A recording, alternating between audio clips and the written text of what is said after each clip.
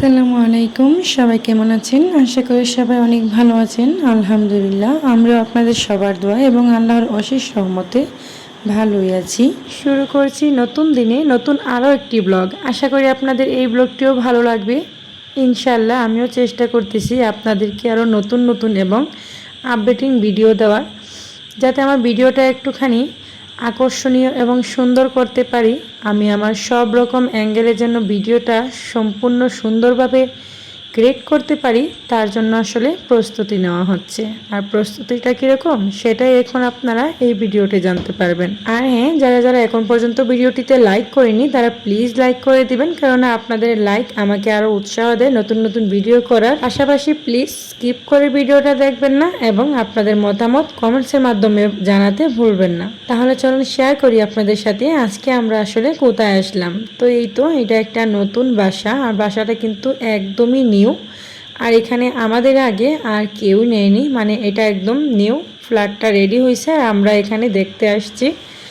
তো তাসনিমের বাবা না এখানে আসলে বায়নাও দিয়ে দিছে, অ্যাডভান্স যেটাকে বলে ওইটা দিয়ে দিছে অলরেডি। তো আমি বললাম যে চলো আমিও গিয়ে একবার দেখে আসি। আসলে তাসনিমের বাবা বাসা নিলে সেটা আবার আমাকে দেখার কোনো প্রয়োজন হয় না, কেননা ও এরকম বাসাই নেয় যেটা আবার আমাকে মানে দেখতে হয় না, কোনো কমপ্লেন থাকে না, কমপ্লেন করার কোনো স্কোপই থাকে না। তো যাই হোক, বাসাটা কিন্তু মোটামুটি অনেকটা সুন্দর, মোটামুটি না ফুল অফ ফুল অনেকটা সুন্দর বাসা। আর আমাদের মানে এই ছোট্ট পরিবারের জন্য বাসাটা একদম পারফেক্ট। হ্যাঁ, হয়তো বা কস্টটা একটুখানি বেশি হয়ে যায়, তারপরও হয় না যে 5 মতো কিন্তু আপনি সম্পূর্ণরূপে আপনার সুযোগ সুবিধা কোনো দিক দিয়েই পাবেন না। তো এদিক দিয়ে যেহেতু দেখলাম আমার দুইটা ছোট ছোট বাচ্চা আছে, তাদের জন্য আসলে একটা খোলামেলা পরিবেশের খুবই বেশি প্রয়োজন। আর আমি বর্তমানে যে বাসাটায় আছি ওটাতে থাকা মানে একদম দম বন্ধ হয়ে যাওয়া পরিবেশ। আমি আপনাদের বলে বোঝাতে পারবো না। এখানে আমি সুন্দর করে একটা ভিডিও ক্লিপও নিতে পারি না, শুধুমাত্র মানে নির্দিষ্ট কিছু মানে ক্লিপ ছাড়া আমি যে কোনো অ্যাঙ্গেলে যে কোনোভাবে মন মতো কোনো ভিডিও ক্রিয়েট করতে পারি না। যেহেতু আমি ভিডিও ক্রিয়েট মানে এই ভিডিও এই অনলাইন প্ল্যাটফর্মে পা দিয়ে দিয়েছি, আমার ইচ্ছা আছে এখানে কিছু একটা করার, যদি আপনারা ভালোবাসা এবং সাপোর্ট দেন। তো এই ভিডিও প্ল্যাটফর্মে আপনাদেরকে সুন্দর সুন্দর এবং মনোরঞ্জন করার মতো সুন্দর এবং হয় না যে যে কোনো ধরনের আপনারা দেখবেন, আমরা এখন বর্তমানে আমার যে সুন্দর সুন্দর আপুদের ভিডিও দেখি আমি, তাদের কিন্তু ভিডিওগুলো মাশাআল্লাহ অনেক কোয়ালিটিফুল এবং অনেক সুন্দর। তো তাদের ভিডিওগুলো রেখে আপনারা আমার ভিডিওটা কেন দেখবেন, তাই না? এই যে এরকম একটা পরিবেশে তো নিশ্চয়ই আপনারা ভিডিও দেখতে চাইবেন না, যে মানে ভিডিওর মধ্যে না আছে কোনো কোয়ালিটি আর না আছে কোনো সৌন্দর্য। তো এইরকমের কোনো ভিডিও আসা আমার যতদূর মনে হয় যে আপনারা হয়তোবা দেখবেন, আর তার জন্যই হয়তোবা আপনাদের কাছে আমার ভিডিওগুলো ভালো লাগতেছে না। ভিডিওতে না ভিউ আসে না লাইক আসে। আর ওয়াচ টাইমের কথা তো বাদই দিয়ে দিলাম, এটা তো একদমই বাজে একটা অবস্থা। তো যাই হোক, আশা করব আপনারা আমাকে একটু ভালোবাসা দিবেন। আপনাদের ভালোবাসা ছাড়া আসলে এই প্ল্যাটফর্মে টিকে থাকা কোনোভাবেই সম্ভব না। যাই হোক, অনেক কথা বলে ফেললাম আপনাদের সাথে। আসলে মেইন যে টপিকটা সেটা হলো গিয়ে আজকের ব্লগটি আমার করার উদ্দেশ্য হলো আপনাদের সাথে কিছু কথা শেয়ার করা। আর সেই কথাটা হলো এই, হয়তোবা আপনাদের জন্য নতুন কিছু আসতেছে, হয়তোবা নতুন কিছু আসার অপেক্ষায় আছে। আপনারা হয়তোবা আমার ভিডিওতে তাসনিম অ্যান্ড তাসনিয়াস ব্লগে নতুন কিছু দেখতে পারবেন, যেটা কিনা হয়তোবা এখনকার যে ব্লগগুলো দেখতেছেন তার থেকে একটু ভিন্ন হবে। অবশ্যই আমি আপডেট করার চেষ্টা করব। আর আপনাদের ভালোবাসা পেলে এটা তো আরও বেশি বেশি মানে আমাকে উৎসাহ জাগাবে। তো যাই হোক, আমি যেহেতু এই ভিডিও প্ল্যাটফর্মে নেমেই গেছি, আপনাদের সবার ভালোবাসা আমি মানে আমার তাসনিম এবং তাসনিয়া ওরা দুজন কিন্তু আমার মেয়ে। এই যে দেখতে পাচ্ছেন দুজনে কারাকারি করে লিচু খাচ্ছে, ছোটোজন তো খেতে পারে না। তো এই যে বড়জন তাসনিম এবং ছোটোজন তাসনিয়া, আর আমার নাম হচ্ছে শাজনুর আলম। আর এই যে যিনি আমাকে লিচি ছুলিয়ে দিচ্ছে উনি হচ্ছে নূর আলম। তো শাজনুর আলম আমাদের নামটা অনেকে আমাদেরকে এভাবেই ডাকে, যেহেতু ওর নাম নূর আলম আর আমার নাম শাজনুর। আমার নূরের নাম শেষ হয় আর আমার হাজব্যান্ডের নূরের নাম শুরু হয়। তো আমার বোন মানে আমার চাচাতো বোন, আমার যে নিজের বোন, ওরা অনেক সময় দুষ্টুমি করে আমাকে শাজনুর আলম মানে ডিরেক্টলি শাজনুর আলম বলে ফেলে, নূরটা আলাদা আলাদা করে বলে না। তো যাই হোক, এরকমভাবে আসলে অনেক কিছুই শেয়ার করার ইচ্ছা আছে আপনাদের সাথে, জানেন, অনেক গল্প করার ইচ্ছা আছে, যেগুলো কিনা আমি হয়তোবা অনেকের কাছেই মানে মনের সব কথা তো শেয়ার করা যায় না, তো অনেকের কাছেই হয়তোবা শেয়ার এখন পর্যন্ত করিনি। আমরা মেয়েরা কিন্তু দেখবেন কিছু চাপা কষ্ট নিয়ে বেঁচে থাকি, যারা কিনা সবসময় চাইলেই নিজের মতো করে নিজের সব কটা স্বপ্ন পূরণ করা সম্ভব না।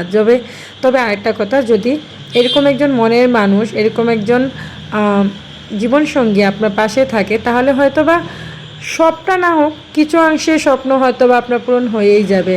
তো আলহামদুলিল্লাহ আমি আমার হাজব্যান্ডকে নিয়ে যথেষ্ট হ্যাপি। তো ওকে যখন আমি বললাম যে আমার এই বাসাটায় অনেক বেশি দম বন্ধ হয়ে আসতেছে, ইভেন আমার বাচ্চাদের জন্য সব থেকে বেশি একটা খোলামেলা বাসার প্রয়োজন, যেটা কিনা এইখানে মানে ওরা তো ছোটো মানুষ, ওদের কিন্তু একটা মেন্টালি যে হেলথ, মানে যতটুকু আমি শুনলাম ডাক্তারের কাছেও যেরকমটা শুনলাম, এতটুকু মানে এত বেশি কিছু তো আমি আর জানি না, যতটুকু জানি আর কি। তো বাচ্চাদের জন্য না খোলামেলা পরিবেশটা খুব বেশি প্রয়োজন, খুবই বেশি প্রয়োজন। তো আমার ছোট ছোট দুইটা বাচ্চার জন্য ওই বাসাটা একটা জেলখানার মতো হয়ে যায়, জেলখানার চেয়েও বেশি মনে হয় আমার কাছে। মাঝে মধ্যে আমি কান্না করে ফেলতাম। তো তাসনিমের বাবা বলতো যে আমি তো ট্রাই করতেছি একটা সুবিধা মতো বাসার জন্য, তো ইনশাআল্লাহ হয়তো বা পেয়ে যাবো, আর পেয়ে গেলে তোমাকে এই কষ্ট করতে হবে না, বাচ্চাদেরকে এই বন্দিদশায় থাকতে হবে না। আসলে ওই বাসাটাকে নিয়ে আমি যা বলবো না, মানে যত বলবো তত কম হবে, এত বেশি একটা বাজে অবস্থা। তাহলে অনেকে হয়তো বা প্রশ্ন করবে যে ওই বাসা আপনার গেলেন কেন, ছিলেন কেন। আসলে আমরা আগে যে বাসাটা ছিলাম ওই বাসাটা কিন্তু আমাদের জন্য একদম পারফেক্ট ছিল, হ্যাঁ, গ্রাম্য একটা পরিবেশ ছিল। তো ওইখানে যে রাস্তাটা ওটা অনেকটা বেশি চিপা, পাশাপাশি আরও কিছু প্রবলেম ছিল, তো সব কিছু মিলেমিশে না ওই বাসাটা আমাদেরকে ছাড়তে হলো। আর এই যে বাসাটা এখন বর্তমানে যে বাসাটায় আছি, যে বাসাটার ভিডিও আপনারা দেখতে পাচ্ছেন, ওই বাসাটা না আমাদের যে মেইন রাস্তার খুবই কাছে, মানে একদমই কাছে। তো এখানে কোনো রিস্ক নেই তাসনিমের বাবার, যার কারণে আমরা ওই বাসাটা নিয়ে নিই। আর ওই বাসাতে যেই প্রবলেমগুলো, বন্দিদশাটা ওইটা তো আমরা জেনেই গিয়েছিলাম, কিন্তু বাকি যে প্রবলেমগুলো ওইগুলো আমরা জানতাম না। তো আগের যে ভাড়াটিয়া ছিল ওনাকে প্রশ্ন করেছিলাম, তো উনি আসলে বলে নাই, যার কারণে আসলে আমাদেরকে ওই বাসাটা না নিয়ে নেওয়ার পর যে একটা প্রবলেমে পড়ি, ওইটা তো আপনারা কিছু কিছু ভিডিওতে হয়তো বা আপনারা দেখতে পাইছেন। আর বাকি যেগুলো হয়তো বা এখানে ভিডিওর মধ্যে বললে একটু বেশি হয়ে যাবে, যেগুলো কিনা আমি এখানে উচ্চারণ করতে চাচ্ছি না। তো যাই হোক, বাসাটা দেখে আসলাম, আমার কাছে খুবই ভালো লাগলো।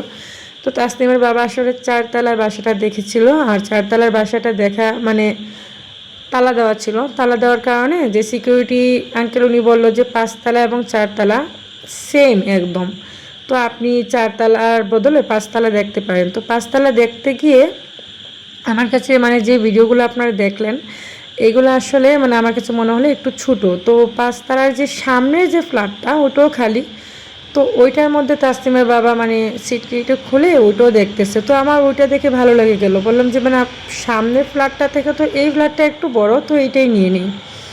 আসলে টাকা খুব বেশি ডিফারেন্স না, অল্প কিছু টাকা, তো এই অল্প কিছু টাকার জন্য কেন আমি ছোটো বাসাটা নিব।